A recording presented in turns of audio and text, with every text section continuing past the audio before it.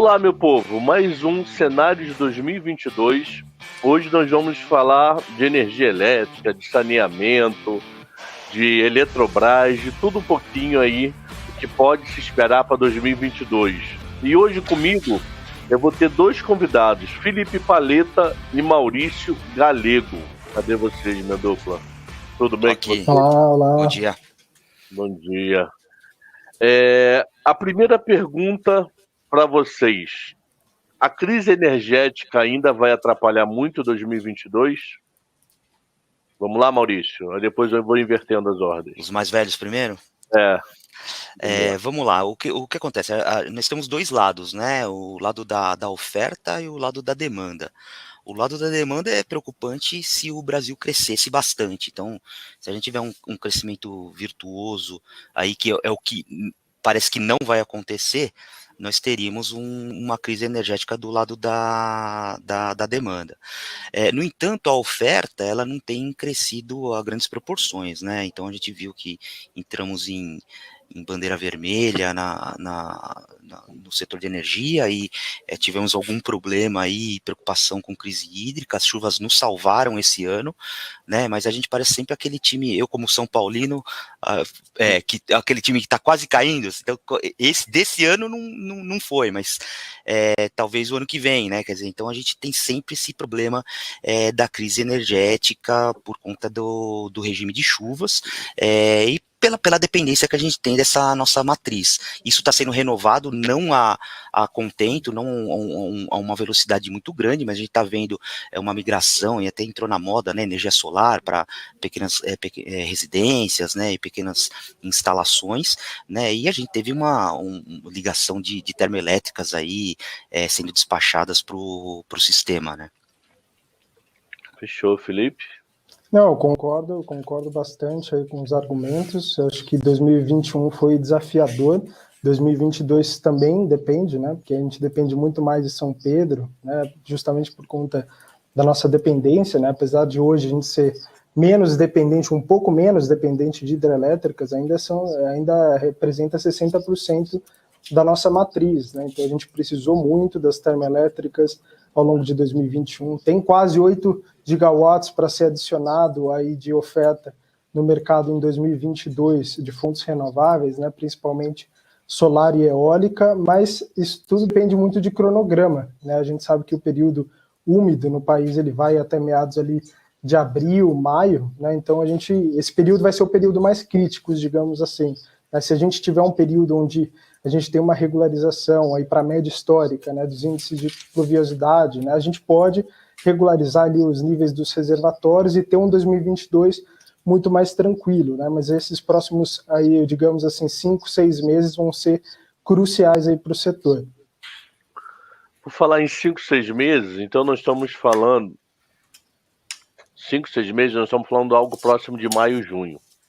Nós temos essa tarifa mais cara aí até abril. Então, até abril nós estamos com essa tarifa mais alta, com a possibilidade de jogar até outubro. Só que o governo, essa semana, meio que deu uma reviravolta no setor. E qual o sentido? Isso é uma medida provisória que agora vai ser um grupo de instituições que vai interferir no preço. Que está a Enel junto, mas quem está encabeçando é o Ministério da Energia. Então tem que sair salvar o setor distribuidora. Por isso saiu recentemente. Aí a pergunta que eu faço é o seguinte: existe a possibilidade na cabeça de vocês de prorrogar isso até outubro?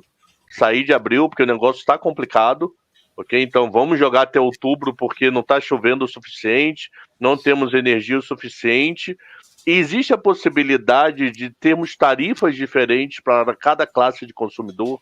Tipo, quem tem classe mais baixa, o governo de algum modo, ou via distribuidora, ou obriga a conta a ser menor, ou via alguém a conta ficar mais baixa do que a outra classe. Por que isso? Porque isso foi um dos principais preocupantes do IPCA 2021. Se o preço continuar igual, então aquela possibilidade de queda da energia não vai ter. Não gera uma inflação tão absurda porque ele vai manter estável. Então a conta de energia não subiria tanto, porque uma coisa que vale 14 continua eternamente 14 não tem variação. O detalhe é que não vem para 10, não vem para 9, não vem para 8.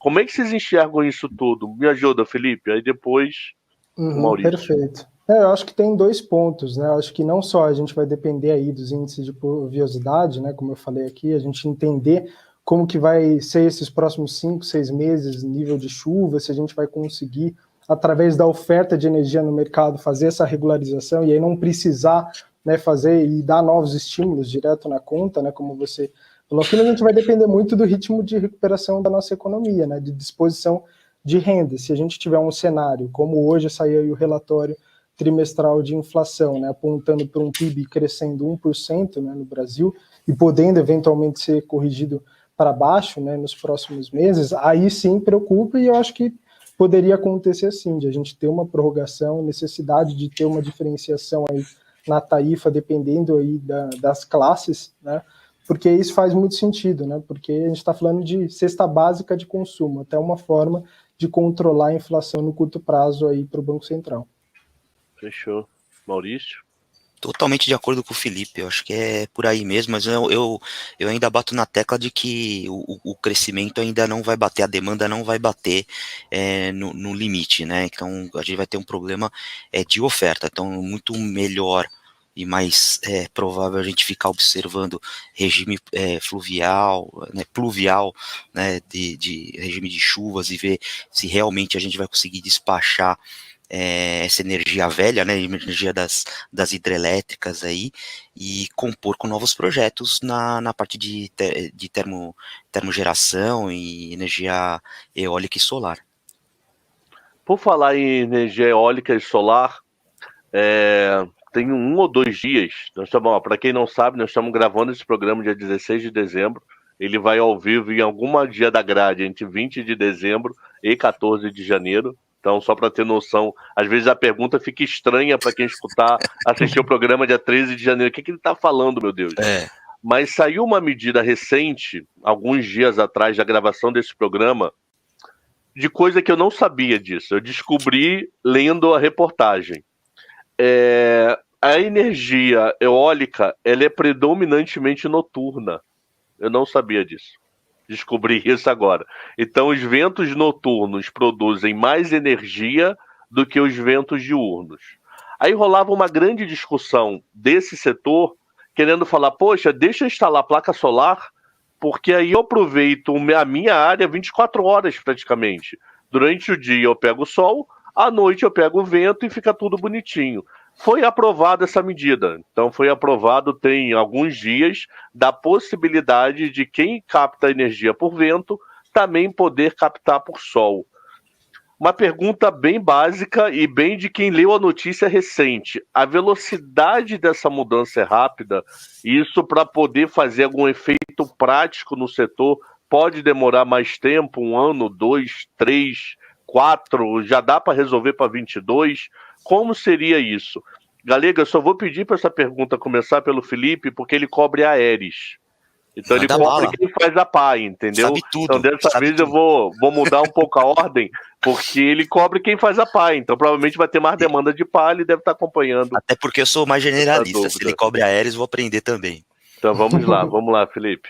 Perfeito. Eu tive até o privilégio aí de visitar no mês passado Petrolina, ali, a usina de Sobradinho, que é da Chesf, né, que é uma subsidiária aí da Eletrobras, e eles têm feito um trabalho aí nos últimos 2, 3 anos, né, de fazer justamente essa mudança, de você ter dentro de uma única matriz, né, então junto de um complexo hidrelétrico, você ter também ali solares, eólicas, e elas interagindo entre si. Eu acho que isso também tem um pouco a ver com a nossa geografia, né? Favoravelmente ao Brasil, a gente tem uma geografia que joga ao nosso favor e acontece justamente isso que você falou. Venta mais à noite, né? O sol nitidamente trabalha ao longo do dia, e a tendência é que a gente veja cada vez mais com a entrada de nova oferta, né? Seja em eólica, seja solar, que as hidrelétricas passem a atuar muito como uma bateria. Muito papel que a gente tem hoje das termoelétricas, né? Que são acionadas somente em momentos em que a gente tem necessidade de despacho, né, no sistema interligado. As hidrelétricas, né, que sempre foi o pulmão energético aqui do país, elas vão ser cada vez mais importantes nesse sentido, né, para resguardar momentos de crise, ao contrário do que a gente está vivendo nesse momento. Né, foi causado essa crise hídrica justamente pela falta de chuva. E aí a gente entra em Aeres, né? A gente está falando aqui sobre crescimento, necessidade de aumentar a oferta de energia, né? E a energia ela vai crescer, e geração vai crescer especialmente pela mão das solares e das eólicas, né? A eólica tem crescido em um ritmo acelerado. E esse é um mercado muito interessante em que a Aeres atua, né? Produção de pás, somente as pás para aerogeradores eólicos, né? Então esse é um mercado de poucos compradores e também de poucos ofertantes, né? Então ela atende aí um mercado global, tem ganhado muito participação de mercado, representava 10% desse mercado e a perspectiva é que atinja alguma coisa perto de 20%, 25%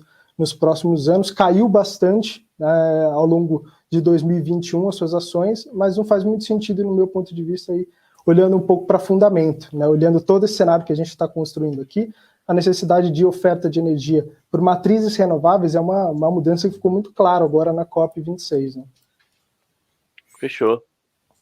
Falando, acho que especificamente, só te interromper, falando especificamente de Aeres, eu acho que todas as empresas com componente de crescimento sofreram muito nessa queda, né? Então a Aeres pega na veia isso, ela vai conseguir entregar, tem uma carteira de pedidos enorme, mas é o componente de crescimento, né, que foge um pouco desse nosso mundo de utilities, né, que não tem muita coisa de crescimento, são empresas mais estáveis, e a Aeres pega esse crescimento na veia, essa componente de crescimento com mudança de cenário macro, taxa de juros subindo, então ela acaba sofrendo um pouquinho, mas eu concordo com o Felipe que ela tem um potencial incrível. E vocês acreditam que a curto e médio prazo as usinas que compram as pás, agora já olhando para o comprador, vai conseguir captar essa energia solar também? Isso é rápido de ser feito? Não, tudo que demanda muito CAPEX, né? Ele não é um processo tão curto prazista assim, né? Você não consegue fazer o estudo, ter aprovação, né, para implementação. Muitos deles, né, e justamente eólica e solar a gente tem muito no Nordeste, porque a gente tem uma geografia Você vai no Ceará, você só vê pá, né? Exatamente, e muitas vezes é implementado ali em terras você arrenda a terra, né, da população que vive ali. Né? Exatamente, então depende de uma aprovação, não é uma coisa tão rápida assim, né, para você implementar. Então não é uma solução para 2022, né, não é. Definitivamente a gente ainda depende das hidrelétricas. Eu acho que assim, as placas solares, elas são fundamentalmente chinesas, né? Esse preço caiu, esse custo de instalação caiu, mas a gente disputa muito com o resto do mundo, né? Então você tem na Alemanha, por exemplo, todo mundo tem sua energia solar em casa, né? Tem uma plaquinha ali. Essa cultura no Brasil também está mudando, quer dizer, você está disputando as usinas de geração solar, estão disputando com residências agora, né? Todo mundo que tem uma casa de campo em São Paulo, aqui que vai passar sol, a grande maioria já tem sua energia solar para aquecimento de banheiro e tal, mas já demanda mais investimento quando você tem a bateria para armazenamento e tal, mas o pessoal já está mudando essa filosofia e está investindo nisso. Fechado. Deixa eu fazer uma pergunta, já que falamos de hidrelétrica, que eu não sei se muda o setor, é do tipo, segue a vida, não muda nada, eu pulo até a pergunta. Saiu essa semana também coisas que resolveram trabalhar em dezembro no setor. Não sei porquê. Saiu uma num dia 13 saiu a auxílio às distribuidoras, criação do grupo para energia. No dia 10 ou 9, saiu uma mudança que o Congresso flexibilizou as margens dos rios. Vocês vão perguntar, poxa, por que ele está perguntando sobre flexibilização de margem do rio, pelo amor de Deus? Pelo seguinte, muitos rios vão formar lagos que são base de várias hidrelétricas. Então, aquele lago lá cria uma potência, durante o período enche, vai, passa e produz energia. E esse poder saiu da federação e foi para as prefeituras. Então, por essa legislação aprovada pelo Congresso recentemente, estava indo para a sanção presidencial, não sei o quanto o Bolsonaro vai vetar disso. Minha dúvida é, isso pode se tornar, em vez de mais fácil, mais burocrático hidrelétricas? Porque em vez de resolver um rio inteiro com uma pessoa, pode ser que eu tenha que fatiar esse rio. Prefeitura A um pedaço, Prefeitura B o segundo e Prefeitura C o terceiro pedaço do rio. Então, como o setor de hidrelétrica está vendo isso? Como isso é muito recente, Se não souber, seguimos a vida. Se puder, por favor, me ajudem. O teu diagnóstico foi perfeito, a tua interpretação. Eu pensaria nisso, né? Apesar da população ali ribeirinha, ela pertencer a um município, você tem uma relação mais próxima dela, uma hidrelétrica, o lago de uma hidrelétrica, ela pode alagar diversas cidades, né? Então seria um tratamento bem mais burocrático. Concordo contigo, mas eu nem tinha visto essa notícia, realmente para minha surpresa. Eu diria que é difícil a gente conseguir estimar aí no curto prazo, né? A gente precisaria fazer um estudo mais vasto para entender, mas com certeza, né? Quando você coloca na mão do município, você tem interesse porque geralmente hidrelétrica gera toda uma economia naquela região. Tem, claro, o interesse de preservar aquilo como uma economia viável, né? Mas, obviamente, quando você deixa isso no ambiente macro, federal, fica muito mais fácil, especialmente pela amplitude, né? Você, geralmente, esses grandes lagos passam por diversos municípios, né? Então, fica difícil de você regular isso na mão de muita gente, né? Fechado. Vamos fazer uma pergunta para vocês. Em vez de quando nós são criados derivativos novos, mesmo sem autorização da CVM do Banco Central. E essa semana foi criado um novo derivativo, Mercado Futuro de vista da privatização da Eletrobras. Eu não sei se isso é balcão ou se isso está registrado em bolsa. Ou se é em tela. Porque ele falou, o ministro disse, eu não vou vetar agora. Quando chegar na minha vez de olhar, eu irei vetar. Então isso é derivativo. Isso não é spot, isso é mercado futuro. Uma coisa que eu sempre brinco, ou conversando sério, eu sempre falo, para mim, algumas estatais são muito extensas de privatizar, porque você tem lobby de tudo quanto é lugar. Então, assim, quem não tem nada a ver com o negócio, arruma um jeito, cria uma ONG, um sindicato e faz um lobby. Nada contra o se debater o assunto, mas lobby para alguns interesses chega a ser uma coisa assim, sei lá o que eu posso falar disso. A pergunta que eu faço, Eletrobras privatiza? Putz, é complexo. Talvez até privatize, né? Mas talvez muito longe do modelo que a gente gostaria, né? A gente viu aí tudo que foi sancionado até agora, o que entrou em discussão, né? Como você falou, entra lobby, né? Você só consegue privatizar se você se comprometer a investir em cidades que não tem mínima infraestrutura, né? Então já tem muito lobby ali regional, municipal envolvido, então eu acho bastante complexo, a gente tem que entender se vier, né, se não traz muitos penduricalhos que tira o benefício econômico de tornar a Eletrobras uma empresa rentável. Você com uma arma na cabeça? Com uma arma na cabeça eu diria que não, eu acho que passou o tempo, acabou o ano, depois de ontem, com essa pedida de vistas aí do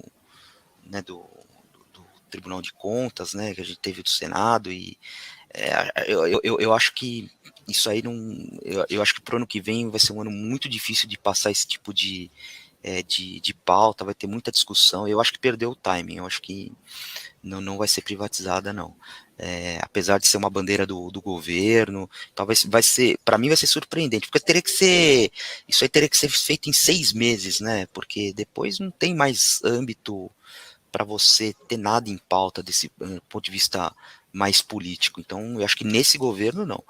Se tiver a eleição de um governo liberal, terceira via, ou continuar o Bolsonaro, acho que sim, e aí se entrar um governo de esquerda, acho que é muito difícil isso acontecer. E Felipe, o que seria o modelo ideal? Que você mesmo falou, já fizeram alguma mudança, cidade menor, o que seria o modelo ideal de privatização de Eletrobras? Eu acho que o modelo ideal é aquele que permanece dentro dos estudos de viabilidade, né, da equipe econômica. Então, o estudo ali de viabilidade que foi apresentado é um estudo super legal. Aí chegou na Câmara, você tem lá a exigência de investimento de 8 bilhões de reais em novas usinas no Nordeste, sabe? Uma coisa que em municípios que não têm infraestrutura, não tem necessariamente uma qualidade para geração de energia hidrelétrica na região. Então, eu acho que se o modelo de privatização fosse um modelo que permanecesse somente na mão da equipe econômica do governo, eu acho que seria um modelo mais próximo do que o mercado gostaria de ver. É isso aí. Fechado. Não tem como falar desse setor sem falar de ESG de algum modo. porque podemos dizer que estraga a cidade porque criou muito hidrelétrica, carvão polui ar, energia, meu Deus do céu, de urânio lá, atômica, sei lá, não é atômica, é energia nuclear. Pode se vazar Angra, o cara lá em Manaus morre, porque Angra saiu, não sei o quê. Eu conheço gente da minha família que não pisava, eu sou carioca, nem pisava em Angra com medo, não, vai que no dia que eu vou dar o acidente. Então sempre tem, de algum modo, o SG participando do assunto energia, saneamento e etc. Muito menos que teria, sei lá, um Itaú. Então, Itaú SG é legal, ok, mas para pessoas e não para quem ele trabalha. Então, como esse papo de energia pode ajudar, e como poderia ajudar, e como pode atrapalhar, e de que modo atrapalharia, e como o governo pode entrar nesse sistema para tentar estabelecer regras um pouco mais claras. O que vocês pensam sobre o tema, por favor? Vamos lá, Maurício? Então vai, Felipe, vai no embalo. Vai no embalo. Perfeito. Eu acho que, na verdade, quando a gente fala de ESG, o setor elétrico é um setor que, na verdade, é um dos mais maduros nesse sentido, né? Porque a gente já está avançado nesse pipeline de investimento. Você não vê falar sobre construção de muitas hidrelétricas, né? Do porte das hidrelétricas que a gente via sendo construído aí na década de 80, 90. Você tem pequenas centrais hidrelétricas, somente projetadas para o futuro, mas isso representa ali, sim, menos de 10%, tá, do total de oferta que vai entrar no mercado nos próximos anos. Né? O mercado já olha para solar, já olha para eólica, as próprias empresas de geração, né, têm investido bastante em novas tecnologias, né, como hidrogênio verde. Então, esse é um setor que já tem se posicionado muito nesse sentido, e isso tem caído muito no gosto dos investidores. Né? Acho que no Brasil essa discussão é um pouco mais recente, mas lá fora a gente vê empresas de geração que foram para esse sentido, né, de ter matrizes somente renováveis e que valem múltiplas vezes os múltiplos que essas empresas negociam aqui no Brasil. Né? Então é um pouco do futuro e acho que é um pouco do que os investidores estão demandando, né? A energia limpa, né? Dizer em energia limpa, esse lance do ESG é muito difícil, né? Quando você pensa na cadeia como um todo, eu brinco muito com relação a carro elétrico, né? Carro elétrico na Europa não é um carro limpo, né? Porque a energia lá não é limpa. Então, você tem um carro elétrico, mas a energia é nuclear ou é feita com carvão. Então, assim, você não tem no cenário todo, na cadeia toda, uma energia limpa, né? Então, até brinco, um carro super limpo seria o carro híbrido a etanol, né? Você planta cana-de-açúcar, você reabastece, a energia dele se recarrega no sistema CARES do próprio carro e tudo mais. Ali seria uma energia mais limpa, né? Com relação a geração de energia, a mesma coisa, né? Quer dizer, você tem a energia limpa com água e tudo mais, você tem um impacto ambiental, né? Então são duas coisas que tem que se balizar. Talvez a energia eólica seja a mais limpa de todas, né? Porque tem um impacto ambiental muito pequeno, né? No caso das placas solares, tem um impacto ambiental, né? Você tem que cobrir uma área, aquela área não pode ser plantada, não pode fazer nada, né? Energia eólica talvez seja a mais ESG possível desse ponto de vista, mas com certeza o mercado tem olhado para isso e tem olhado com carinho e você vê as empresas preocupadas. Também concordo com você, do ponto de vista de que para o Itaú é muito mais fácil você implementar isso, né? Só colocar papel reciclável na impressora, você já está praticamente solucionado. É muito mais difícil numa empresa de energia elétrica que tem geração, né, com impacto ambiental e passar por leis ambientais e tudo mais, né? E tem o ponto também que o Galego comentou aí, de que grande parte da produção de eólicas e de placas solares ainda é feita na China, né? A China, a matriz dela energética é carvão. Carvão, exatamente. Então, você também tem esse ponto, né, de que, para extrair silício, né? Então, tem toda a cadeia para implementação, né, dessas matrizes renováveis. Então, tem um custo ambiental de curto prazo, né? Talvez a gente solucione um problema de 30, 40 anos, né? Mas no curto prazo tem esse custo ambiental também.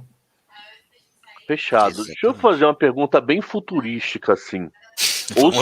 Ou vocês podem dizer para mim, não, isso já é presente, você que está desatualizado. Eu falei, então tá bom, ok, isso já é presente, então me contem histórias.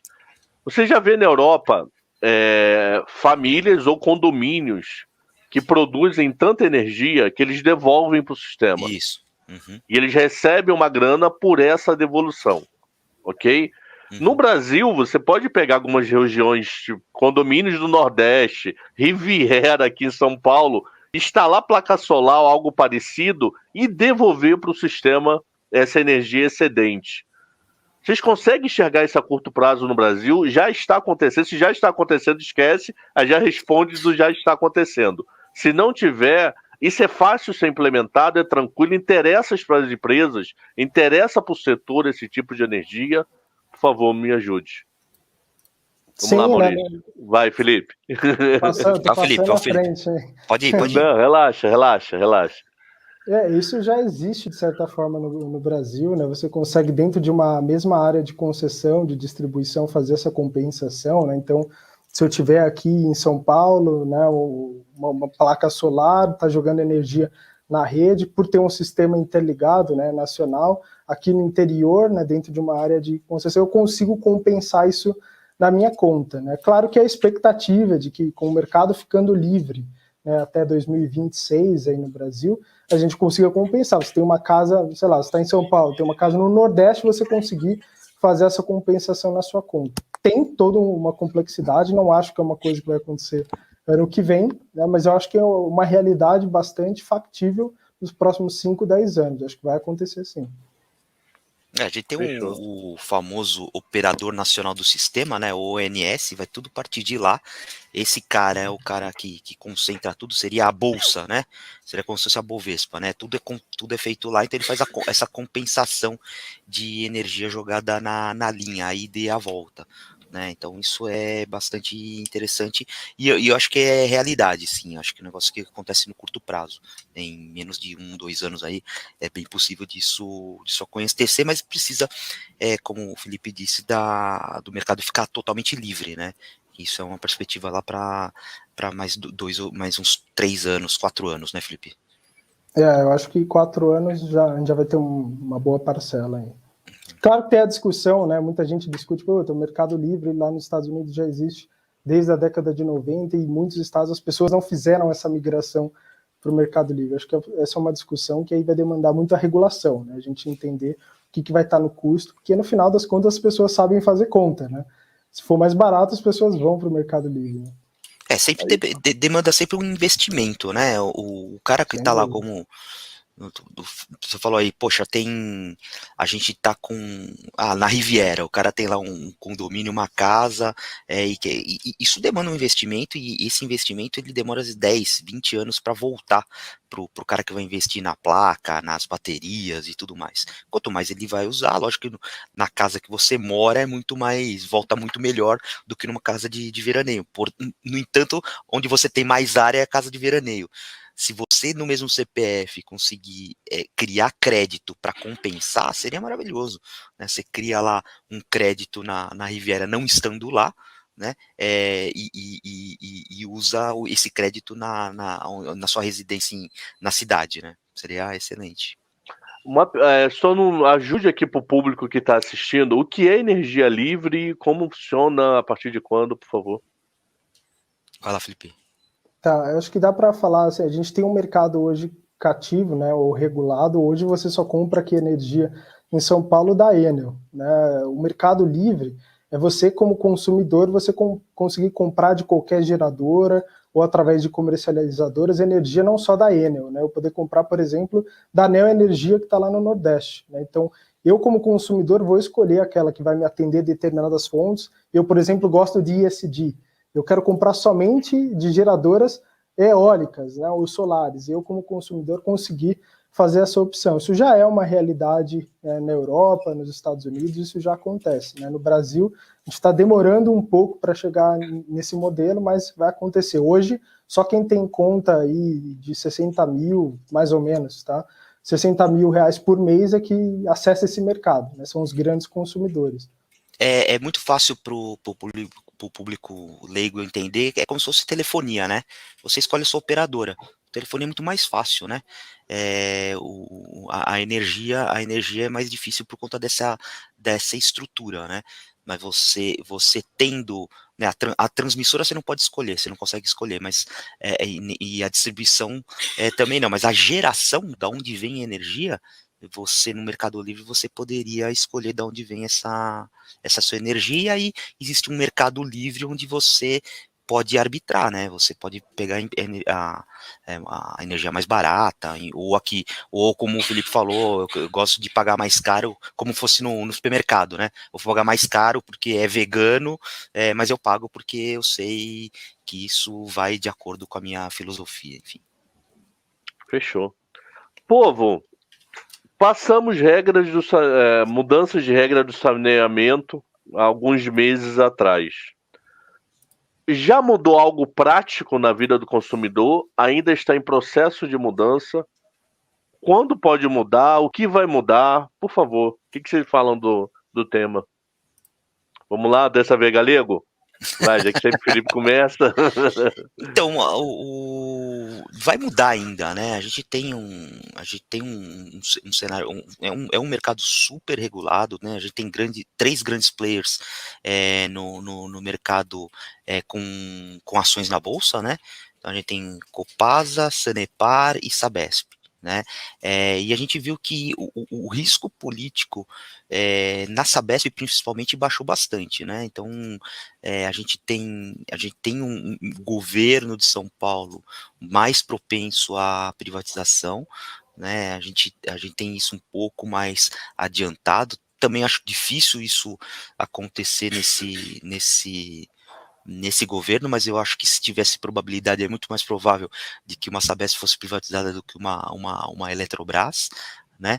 E esse risco político baixando fez com que as ações andassem muito mais. Então, se você comparar a Sabesp em relação às outras duas, a Copasa e a Sanepar, né, você vê que realmente a Sabesp ela começou a ser premiada em relação às outras, né? Então eu acho que vai mudar no médio prazo isso para os consumidores, né? E esses grandes players a gente vê como caras que a gente olha, mas por exemplo, você tem a SEDAI, né, que é a empresa que a EGEA comprou algumas concessões, né, até do Grupo Itaúsa, né, uma empresa que o Grupo Itaúsa tem participação, eles vão fazer uma revolução no Rio de Janeiro, né, o Rio de Janeiro vai ter nos próximos anos aí investimentos de bilhões de reais nos próximos 10, 20 anos, então realmente é muito importante para isso, já que a gente tem aí 40, 50 milhões de pessoas sem acesso a saneamento básico no Brasil, né. Só um detalhe rapidinho, Felipe, antes de você falar, eu sou carioca. Eu tenho assim, eu conversei com uma pessoa nessa sequência de gravações sobre a Light. Tá. O cara conta cada história da Light e eu falei, deixa eu fazer uma pergunta bem assim, bem inocente, mas que é carioca que tá radicado em São Paulo há 20 anos. E a Light? Me explica a Light. Ele falou, ó, a Enel já deixa que eles têm 40% de inadimplência entre gatos e não pagamento. Falou que a inadimplência é pequena, é um pouco por cento. Porque quem tem energia de forma, honesta, paga tranquilo, porque a inadimplência é baixa. Mas os gatos são infinitos. Então eu tenho medo disso na SEDAI. Eu, como carioca, eu tenho medo desses caras chegarem lá e verem, opa, o negócio aqui é diferente, meu amigo. Vou entrar ali pra mudar cano, não. O cara tá desviando minha água, tenho coragem de entrar ali, não. Tenho não, é 10 reais de conta mesmo, ele consumindo 5 mil litros dia. Então só um detalhe a mais aí da SEDAI que eu não sei até onde esses caras vão, mano. Então, não sei se vocês viram, eu não sei se o Felipe acompanhou, eu acompanho, eu tenho uma amiga que trabalha lá na EGEA, né, que comprou um dos blocos e tal. E eu acompanhei um pouco de perto esse caso, mas tem algumas áreas que ninguém tomou. Sim. Porque é muito difícil entrar. Então, assim, a Baixada Fluminense é super difícil de operar. Como que você vai ligar o poste lá com milícia? Isso tá declarado, né? Então, a Light, por exemplo, é um case de turnaround por isso que ela merece tanto desconto em relação às outras hoje, né? Ela é super alavancada, ela tem esse problema de gatos aí entrando um pouco mais, saindo um pouco do saneamento e tal. Então, realmente, o Rio de Janeiro é um case, é um bicho de outro mundo, né? Você operar no Rio de Sem Janeiro dúvida. qualquer utility, né? Qualquer sistema de utilidade pública. Exatamente. E você tem que ficar dando os incentivos corretos. Você vai ter que abaixar o ICMS para deixar a conta mais barata, para diminuir esse incentivo, né, da pessoa partir por furto, para ela sair do mercado regulado, né? Então é bastante complicado. No Rio de Janeiro, você tem que saber exatamente, você tem que ter um conhecimento muito grande ali da geografia para saber onde atuar, né? Porque a Light é isso. A gente vê ano após ano esse índice não abaixa, né? De inadimplência, de não pagamento, de furtos. Isso é uma realidade já dos últimos 20 anos lá. A família César Coelho, né, que são os irmãos lá, o Arnaldo Juiz, o irmão dele, tem Sim. 15, 16% da Light. Eles Ainda até tem? Eu achei que brincam. eles tinham saído. Vou até ver Ainda depois. Pelo menos tinham até, sei lá, uns 2 meses atrás. Eu nem discuto. Vou entrar aqui. Ele até falaram, o meu problema da Light não é inadimplência, meu problema da Light é de polícia, é de governo de estado. Eu não tenho que mudar a Light, eu tenho que ajeitar o governo de estado para poder mudar a Light. Isso que é o detalhe. Povo, estamos indo para a reta final, já quase 37 minutos de bate-papo. Passou Eu rápido. vou fazer uma pergunta para vocês que eu fiz para todos que vieram falar de setores aqui. Então, quem veio falar de saúde e educação, eu fiz a mesma pergunta. Vamos lá, Felipe. Que ação do setor como todo brilha o olho e por quê? Eu acho que, assim, se fosse escolher uma só, né, entre geração, transmissão e distribuição, acho que eu iria em Neoenergia. Eu acho que foi uma E é o empresa... segundo voto. A outra pessoa que foi só de energia falou a mesma coisa. Eu acho que Neoenergia acho que é um grande consenso, acho que agora no mercado, porque é um dos poucos IPOs aí que vieram um preço muito barato, né, o Banco do Brasil saindo, e eu acho que as ações ainda não decolaram porque o mercado ainda tem medo de algumas coisas, né, a Previ vai sair em algum momento, então o mercado tem medo de soltar a oferta dessa venda no mercado, isso impactar o preço das ações, mas desde o IPO, né, as ações estão basicamente de lado, se você corrigir a inflação, né, e teve melhor operacional, os indicadores de disponibilidade, né, das linhas de distribuição, do nível de serviço melhoraram em todas as suas áreas de concessão, negocia múltiplos muito baixos quando você compara com os pares de mercado, ela que tem ali 80% em distribuição, o restante entre transmissão e geração, tem desconto em cada um desses nichos, né, especialmente em distribuição. Então, na energia, assim, eu acho que é um case que ainda tem aí pelo menos uns 30%, 40% para se valorizar. Fechou. Galego? A ANEEL, ela tem uma TIR real aí, acho que de mais de 10%. Mais de Felipe? 10%, com Assim, é certeza. um absurdo, ela realmente é muito barata. Eu me preparei aqui com um pupurri quando me falaram assim, pô, Então você vai ter vamos lá, por favor. Pô, energia é um consenso, mas se eu fosse fazer uma alocação e tentar pegar todo tipo de mercado, né? Fazer um cômputo geral, a gente gosta muito de Eneva. Né, a Eneva, ela tem um case que ela foge um pouco do case de utility, aquela coisa de dividendo, aquela coisa um pouco mais parada do ponto de vista de crescimento. Ela tem um crescimento, ela fez até a aquisição da Focus Energia ontem, né? Então foi uma coincidência aí para nós que estamos falando do setor. E ela se beneficia do ponto de vista das térmicas, por conta então qualquer crise que tenha, ela vai se beneficiar com relação a despacho de energia térmica, e está entrando na solar com a compra da Focus Energia. E é um case de crescimento dentro do setor, não é um case de valor ou qualidade, né? Ele é um case basicamente de crescimento. Dentro da transmissão, eu gosto muito de Alupar, né, a execução de Alupar é incrível, não é tão barata, digamos assim, ainda tem uma TIR real bem acima das NTNBs, mas é uma empresa que é de uma família que é muito, tem uma expertise muito grande em construção, né, e aí eles conseguem operar muito bem as linhas. Então a Alupar realmente ela é uma empresa excelente, muito bem tocada. E na parte de distribuição e com geração, então tem Energias do Brasil. Só que a Energias do Brasil já subiu bastante, né? A Energias do Brasil eu acho que talvez é a única que tenha se destacado nos últimos 3 meses. A bolsa caindo, a Energias do Brasil subiu, né? Ela uma empresa tocada pela Energias, pela EDP, né? Energias de Portugal. E sempre tem um papo aí que roda no mercado e que vai vender algum ativo, né? Então é uma empresa que pode ser que venda que a EDP saia, venda para alguém, para algum sócio estratégico e tudo mais, e aí esse papel pode subir 20% num dia, mas ela vem subindo muito bem, também que está com uma tira bem bacana, tem uma estrutura de capital muito legal, né? Então seriam essas 4, né? Se eu fizesse montar uma carteira de energia elétrica hoje, seria a Neo Energia, a Eneva, a Alupar e Energias do Brasil. Olha só, alguns dias atrás eu gravei com uma dupla, Rodrigo Glatt, do GTI, ele falou Neoenergia. Matheus Soares, que eu esqueci o nome da asset que ele trabalha agora, ele falou Eneva. Foi combinado isso? Não foi.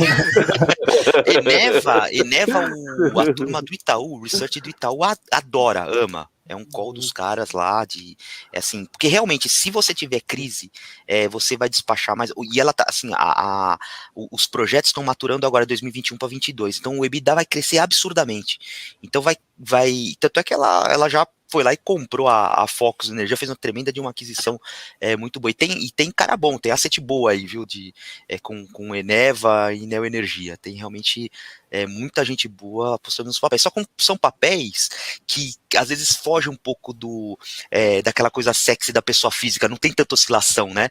Então às vezes o cara é um tremendo investimento em renda variável, dá dividendo, tem algum crescimento no caso da Eneva, só que o cara prefere Magazine Luiza, que sobe 30, cai 50 e dá mais emoção, né? Mas como investimento, essas empresas aqui que a gente comentou, Eneva, Alupar, quer dizer, é dividendo na veia, a Eneva não tem dividendo ainda, mas tem uma desalavancagem, é um case de crescimento. A Neo Energia também tem esse probleminha não, mas o papel fica um pouco pesado com saída de acionista grande, mas a hora que isso aí passa 1, 2 anos, a TIR vai aumentando, não tem como, o papel destrava, não tem jeito. Vê JBS, né? JBS ficou um tempão o pessoal falando de BN10, BN10, BN10. Tem uma hora que o papel não subiu 50% aí, porque viu que vai ser feito profissionalmente, não vai ser inundado o mercado com ações aí, né?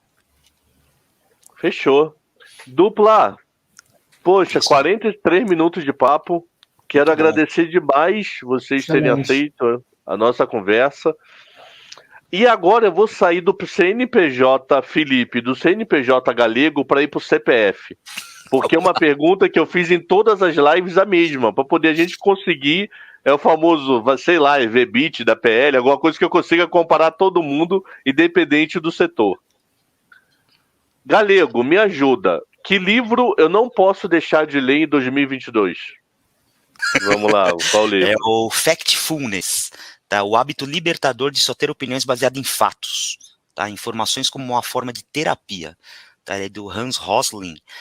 Esse livro um amigo meu me deu, um advogado, tudo baseado em fato, tudo baseado em número, né, então ele coloca que a pobreza diminuiu muito ao longo dos anos, apesar das diferenças sociais, coloca o mundo em que fase que está cada um, ele coloca 4 tipos de riquezas, assim, né, e a grande maioria do mundo está acima da linha de pobreza, é muito legal, é um livro de estatística, tá, ele é baseado tudo em estatística, então ele é muito bom esse livro, ele tem depois um site onde você consegue ver os gráficos, aquele gráfico, você lembra daquele gráfico bolha, que tem aquelas bolonas, você tem, né, o X e o Y e o tamanho da bolha, né, foi criado por esse cara, ele é muito bom. Eu acho que um livro bem legal, assim, acho que ficou na moda aí nos últimos anos, mas que vale muito a pena a leitura, é o Princípios do Ray Dalio, né, Principles.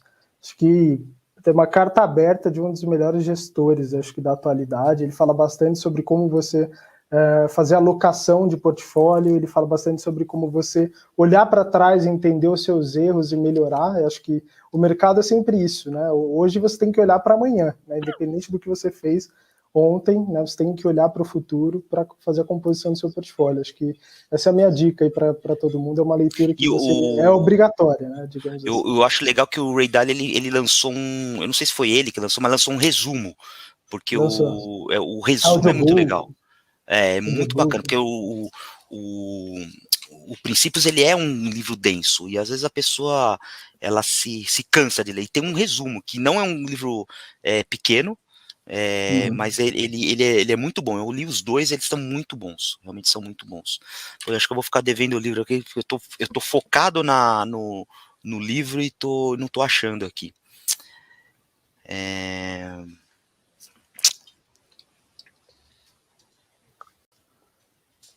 Então relaxa, quando você souber, me avisa que eu coloco na parte de baixo aqui dos comentários do vídeo, eu coloco outra indicação lá, não tem problema nenhum. Eu li, eu esqueci o nome, ele é em inglês, esqueci mesmo. Então relaxa.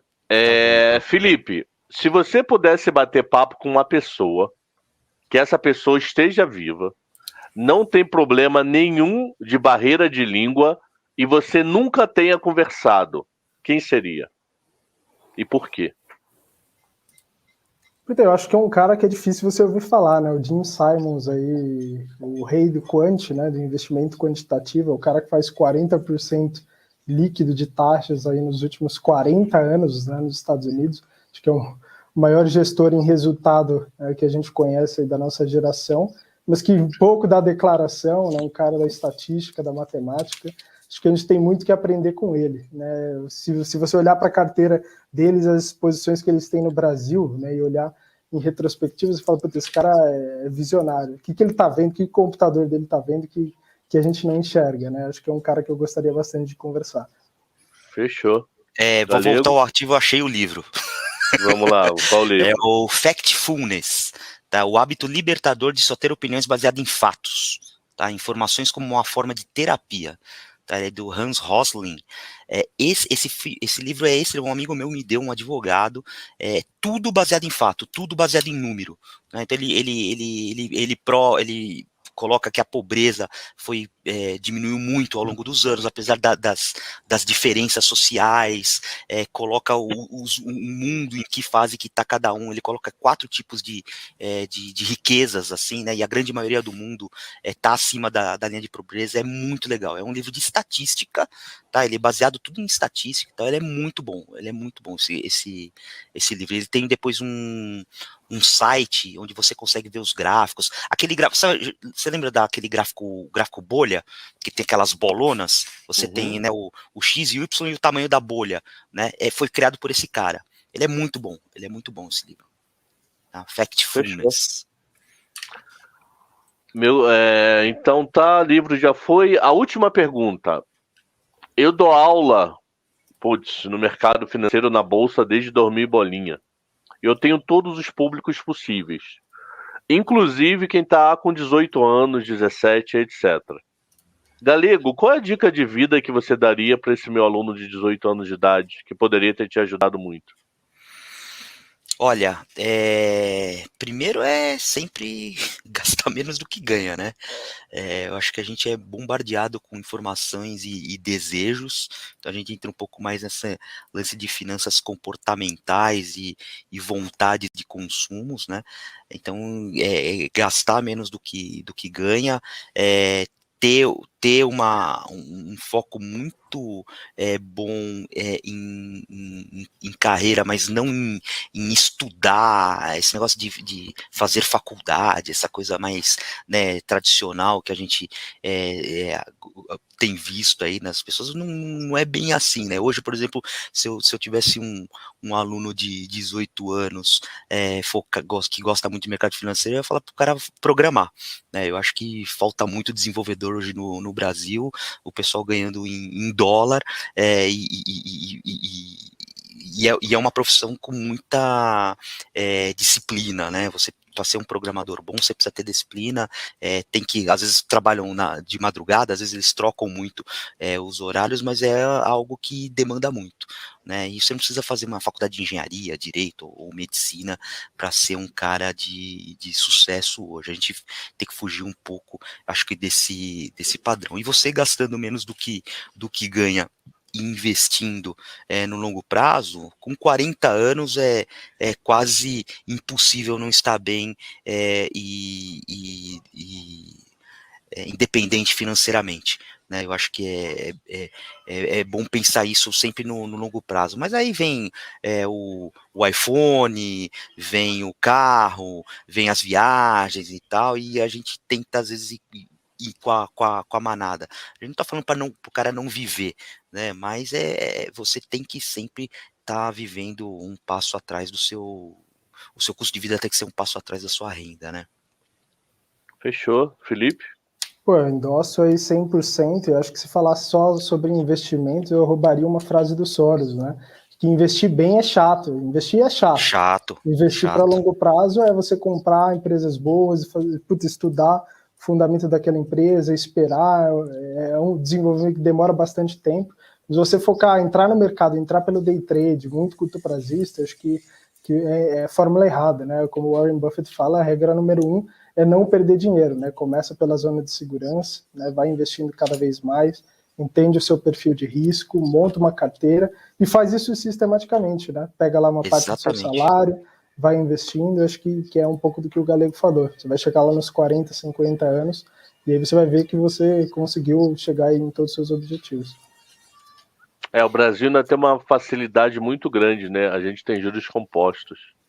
Isso ainda ajuda tanto. Exatamente. Conheça a fórmula de juros compostos. E se for dar uma dica, case uma vez só, viu? Separa mais de uma vez. Tô casado com a mesma mulher ainda, mas vou te falar, às vezes o cara faz tudo certinho, separa uma vez, separa duas, quebrou. Então, dupla, poxa, muito obrigado aí pelo bate-papo. Pô, gostei bastante da nossa conversa. E até uma próxima, se Deus quiser. Bom 2022 para vocês. Pra vocês também. E obrigado pela oportunidade. Que precisarem, a gente está à disposição aí. Show, muito obrigado pelo convite. Foi excelente papo. Falou, valeu. Obrigado. Um grande abraço. Valeu. Valeu, tchau, tchau. Esse foi o Cenários 2022 com Felipe Paleta e Maurício Galego. Espero que vocês tenham gostado. Até um próximo programa.